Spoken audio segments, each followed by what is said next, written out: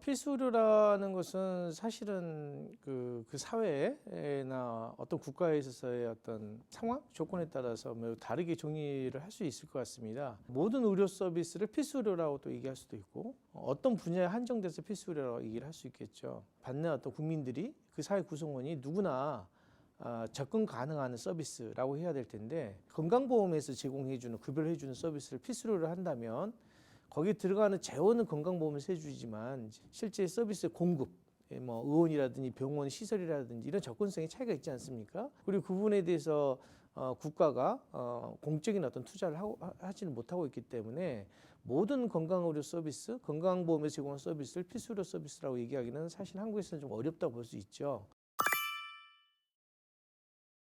그래서 보건복지부가 제2차 공공보건 기본계획에서 얘기하는 필수 의료의 범위는 국민의 생명과 안전에 관해서 필수적으로 요구되는 서비스라고 이제 정의를 하고 있고, 그 서비스를 한 이제 5가지 정도로 이제 제한적으로 얘기를 하고 있습니다. 응급이라든지 외상이나 심혈관 질환, 뭐 중환자처럼 뭐 매우 이제 시간에 의존하는, 그리고 매우 이제 생명과 아주 밀접하게 관련되어 있는 그런 필수 중증 의료 서비스. 그리고 이제 분만이라든지 뭐 신생아라든지 우리 사회에서 저출산 문제, 또 이런 문제와 관련되어 있는 그런 영역, 뭐 이런 부분에 대해서는 또 필수료를 정의하고 있고요. 그리고 뭐 지역사회 건강관리라든지 장애인 재활이라든지, 또 이번에 코로나 같은 감염, 공중보건의 어떤 상황, 위기 상황, 재난 상황과 관련되어 있는 서비스, 뭐 이런 영역들로 이제 필수료를 좀 제한적으로 설명하고 있습니다. 대표적으로 응급의료 서비스를 얘기하면, 응급의료 서비스에서 응급 환자가 병원에 가게 되면 당연히 건강보험에서 이제 보장을 해주지만, 생명에 지장이 받지 않을 정도의 어떤 시간 안에 어느 정도의 퀄리티, 어느 정도 질이 보장되어 있는 응급의료 센터, 뭐 지역응급의료 센터라든지 권역응급의료 센터라든지 이 응급의료 센터가 있어야 될 거 아니겠습니까? 그러면 그런 응급의료 센터에서는 시설도 필요하고 인력도 필요할 거 아니겠습니까? 이런 부분에 대해서는 기존에 건강보험에서 해주는 수가로는 좀 부족하거든요. 그리고 시설비를 해주는 게 아니기 때문에, 그러려면 그 부분들은 국가가 직접적으로 투자를 해줘야 된다는 겁니다. 대도시 같은 경우에서는 응급환자가 많이 발생하니까 응급의료센터가 뭐 설치될 수가 있지만, 도지역 같은 경우에서는 응급환자 발생 숫자가 작거든요. 당연하게 거기에 만든 응급의료센터 같은 경우는 적자가 발생할 수밖에 없죠. 적자가 발생하는데 민간병원이 투자하겠습니까? 투자하지 않겠죠. 그래서 공공병원 같은 경우 투자하지만, 공공병원도 적자하면은 이제 뭐 지자체에서 메꿔줘야 되는데, 지자체가 적자 난다고 해서 잘 메꿔주지 않다 보니까 건강보험에서 급여만 해주는 것과 달리 필수료 부분들은 정부가 직접적으로 재정적인 투입을 통해서 시설도 지어주고 장비도 만들어주고, 거기서 숫자가 발생 숫자가 작았을 때 발생하는 적자 부분도 메꿔주는, 이런 것들이 이제 필수료 영역이다라고 볼 수 있겠습니다. 물론 지금 그렇게 하고 있다는 얘기는 하는 건 아닙니다. 앞으로 그렇게 해야 된다. 그렇게 하겠다고 이제 정부가 발표를 한 거죠. 국가가 전체적인 어떤 서비스 공급과 이용에서 들어가는 재원, 시설, 장비, 뭐 이용에 들어가는 비용까지 전부 다 책임지는 국가의료 서비스라고 그러죠. 그런 나라뿐만 아니라 사회보험 방식으로 우리처럼 건강보험처럼 사회보험 방식으로 재원을 마련하는 그런 프랑스나 독일조차도 실제 서비스에 들어가는 병원이라든지 그런 응급이라든지, 뭐 특히 병원 같은 경우에 들어가는 비용을 직접적으로 정부 투자를 하고 있거든요. 그래서 어떤 나라든 간에 기본적으로 서구에 있어서의 의료 서비스는 이제 공적으로 이루어지고 있다라고 볼 수 있습니다. 경상비 같은 경우는 건강보험에서 해주는데, 경상비조차도 보장률이 떨어지지 않습니까? 서구에 비해서.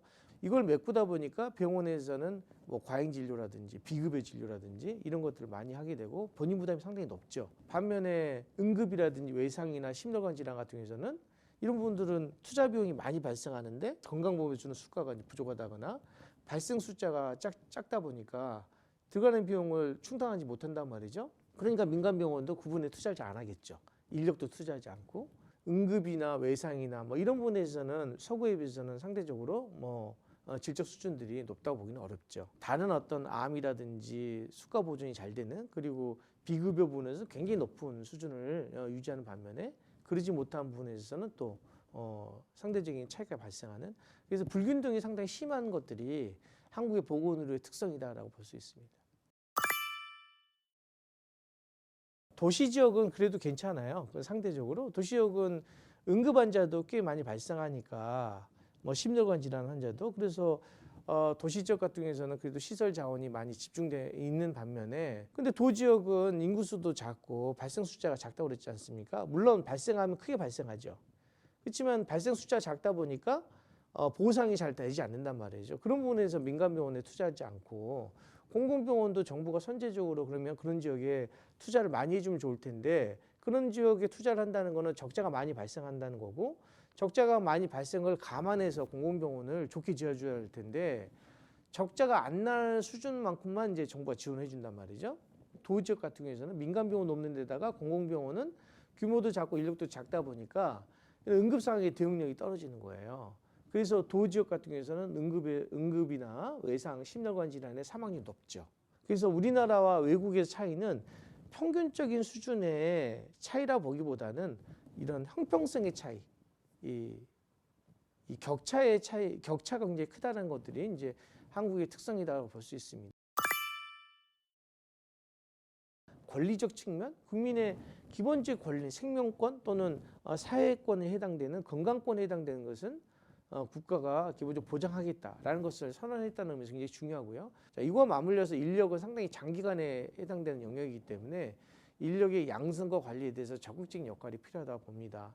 먼저 이제 양성 측면에서 보면 지금 의사 인력이 뭐 절대적으로 부족하다는 얘기를 하고 있지 않습니까? 그래서 의사 인력에 대한 부족 문제 해결하기 위해서 뭐 정원을 늘린다거나 직접적인 어떤 정책 수단이 없다 보니까 국가 중앙병원에 있어서 인력들을 보장한다거나 아니면 국가에 있어서의 어떤 여러 가지 정책적인 업무를 수행하는 데서 필요한 의사 인력을 확보하기 위해서 국립의학전문대학원을 신설한다거나 이런 것들이 저는 필요하다 봅니다. 근데 이제 이렇게 양성됐다 해서 필수로 인력이 바로 늘어나는 건 아니죠. 의사가 뭐 의과대학 졸업했다 해가지고 뭐 필수료 부분에 반드시 종사한다라는 보장이 있는 건 아니기 때문에 앞서 얘기했던 그런 최소한의 필수 중증 의료 분야라든지 뭐 분만이라든지 신생아라든지 뭐 감염이라든지 우리 사회에서 가장 기본적으로 필요한 영역에 의사 인력이 이제 배치돼야 되겠죠. 간호사 인력도 마찬가지고 필수료 분야는 훨씬 힘들거든요. 힘든데 힘든 분야에서 일을 하는데